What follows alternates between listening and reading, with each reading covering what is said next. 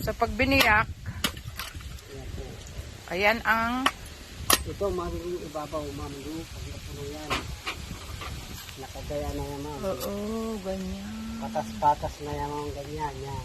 Ganyan. Yan, yan, ma'am. Oo. Patong-patong lang po yan. Yan po. Basta nakapagod na po yan sa minto. Ito na, nasa ibabaw, ma'am. Ito na.